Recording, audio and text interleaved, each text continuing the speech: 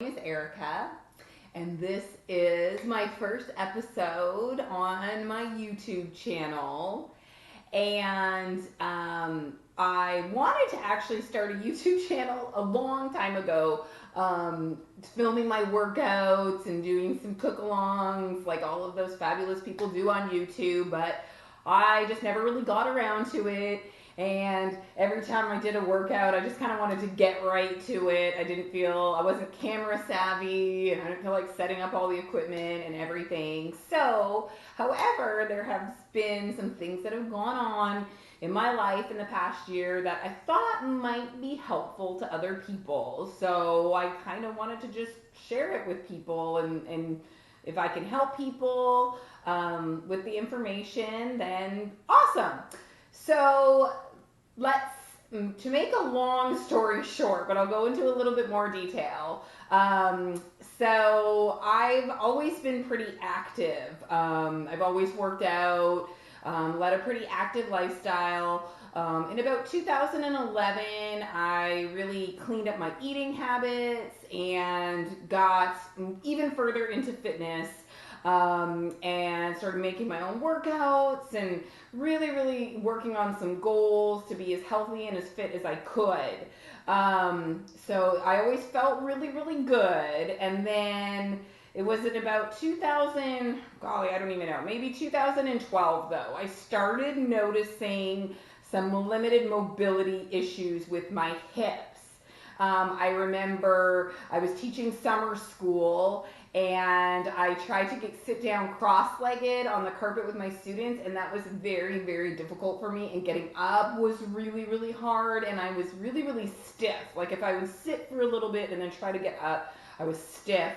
And then I remember also there was this song, and I taught second grade, so there was this little like song and dance we used to do that. I am slowly going crazy, slowly going am I, and you used to have to cross your legs really quick back and forth, and I remember I couldn't do it anymore, and I was like, and then reflecting back, I've always had issues with my hips. They were always cracking when I would do lunges. They were always a little bit tight, but I didn't really think much of it. So once I started noticing these other things about 6 years ago, I also noticed when I would do yoga, certain poses, pigeon pose, I couldn't get my leg in a certain position. It was like something was keeping me from moving past a certain point. So then I started seeking out, I went to a chiropractor, I went to a massage therapist, I went to an acupuncturist, I went to physical therapy.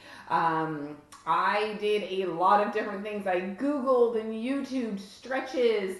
My acupuncturist and I worked really hard. She was trying to figure it out. She thought that it was my psoas muscle or whatever that is. She thought it was that, so we did a lot of acupuncture on that, but nothing was helping.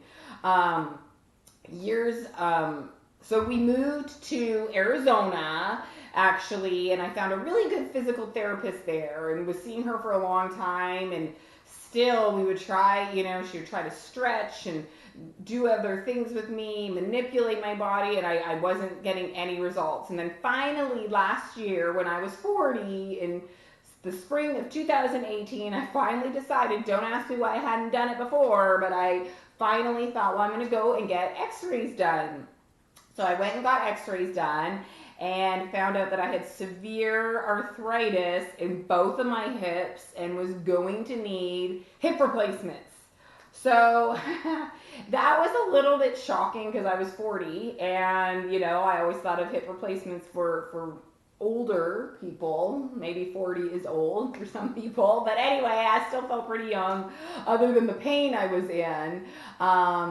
Anyway, so they told me I was going to need hip replacements. I went to go see several surgeons while I was in Arizona, and everybody was telling me, no, you're too young, we won't be giving you new hips, you're going to have to wait until the pain is so severe that you can't basically you can't sleep. You can't, it's really impeding your lifestyle. And Oh, it was very discouraging because it's already impeded my lifestyle. I mean, I was still working out really, really hard, but I had to modify quite a bit, and would be in a lot of pain, especially on leg days when I would be doing my lunges and my squats and all of those kind of things. I did have to give up running about 3 years ago in March. I don't know, it just running. I couldn't do it anymore. It's like my hips would lock up, and I'd be in such pain. So I had to give that up. And I just wasn't willing to spend, the next 5 years in pain until they decided to give me new hips. So in the meantime, we did move back to Oklahoma. Not because of that, but I did. One of my good friends here, her husband's a physical therapist and knew of a great orthopedic surgeon who he recommended. And I went in August and got my first new hip in November of last year, November 2018, and then just received my second new hip 2 weeks ago, almost 3 weeks ago, on May 23rd, 2019. So the reason I'm going to start documenting this is because I want to be able to reflect on how far I've come with my recovery. It's been a humbling experience. As I said, I was really into fitness. I was working out, 6, sometimes 7 days a week, doing all kinds of different stuff, different things. But it's funny because not to sound like, oh, I was so fit and so strong, but I was very fit and I ate really well. And in order for me to see results, I really, really had to work hard. In order for me to get further in my fitness, I had to do a lot. It's like it almost still wasn't good enough. I was a size 4 and wanted to be a size 2.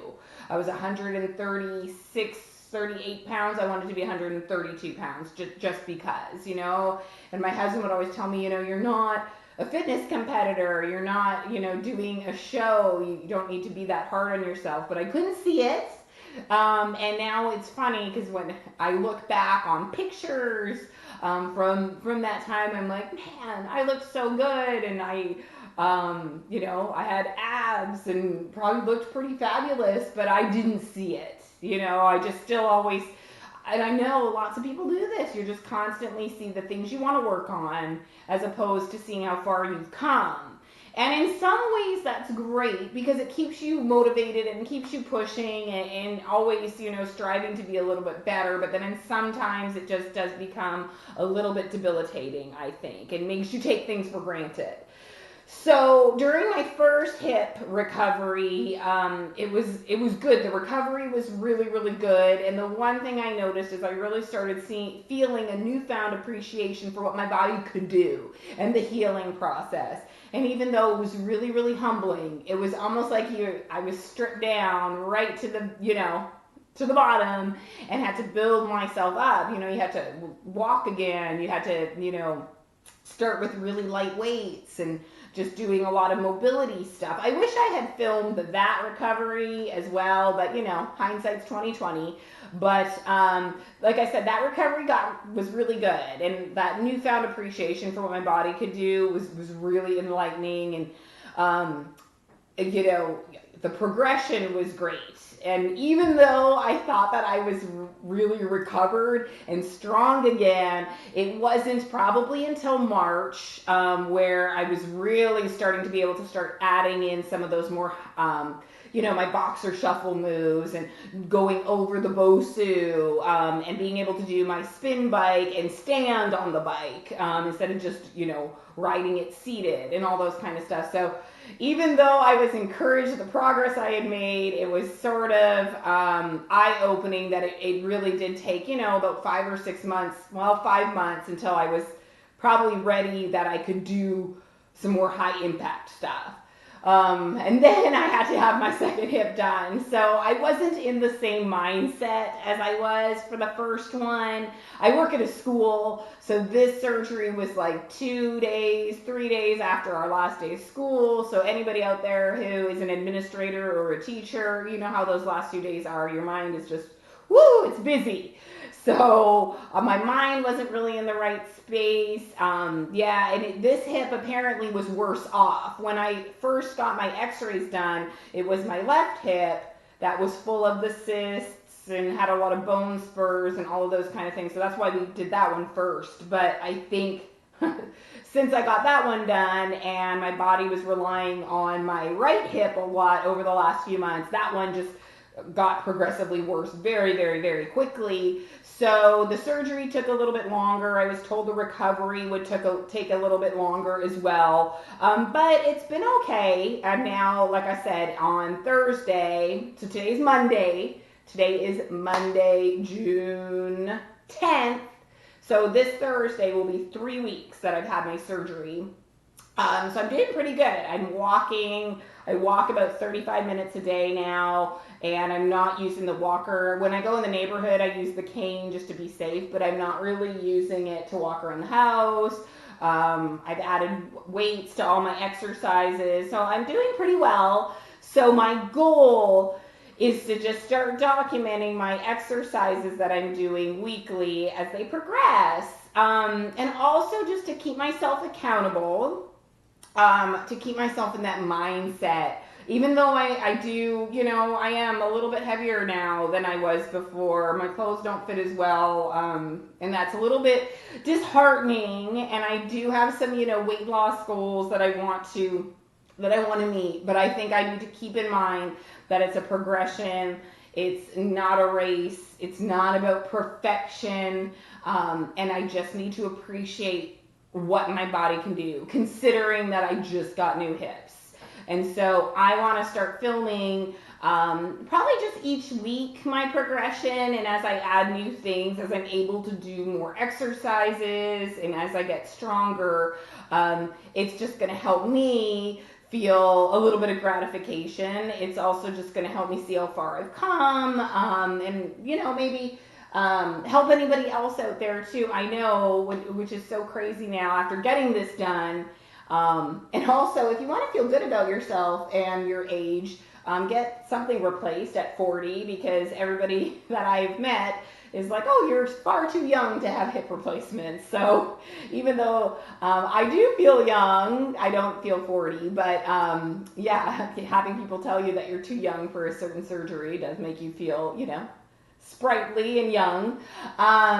So anyway, I just want to help anybody else out there. Like I was saying, that the more I've met people that I've told about this, that I've had this, I'm not the only one. There's a million people out there that are well under 40 that have had to have hip replacements. Oh, I should also point out that the reason, I guess, that I needed hip replacement, yes, I have arthritis, but apparently the heads of my hip bones are square, and they've been trying to fit into round sockets my whole life. So, they've just been eroding away. Which is so funny, because I've always felt a bit like a square peg in a round hole, and so literally that is what was going on in my body. So hey, everything for a reason, right? But so this is my little introduction, and I did film. My mom was here helping me the last couple weeks, and I did film one of my workouts last week. I think it might have been Thursday. So that was also about 2 weeks recovery is what you're going to see today.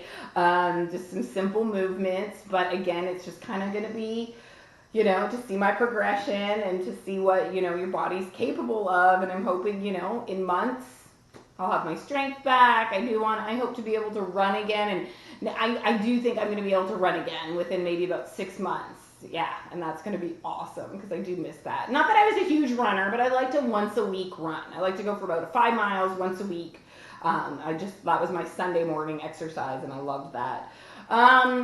So I'm going to share that with you, those exercises from last week, and I thought I had something else to say. I'm sure I'll remember it after. Oh yes, disclaimer, don't judge by the blue billowing shorts that I'm wearing. Those are from the hospital, and I made so much fun of them, but to be honest, when you get any kind of surgery, as most people who are watching this would probably know, but like you get really swollen, and like there is no way I was fitting into my little gym pants. So I've been wearing those huge basketball shorts. I have 3 pairs from the hospital and have been wearing them every time I go for my walks or do my exercises. So yes, seeing what they look like was also very humbling, but hey, it is what it is.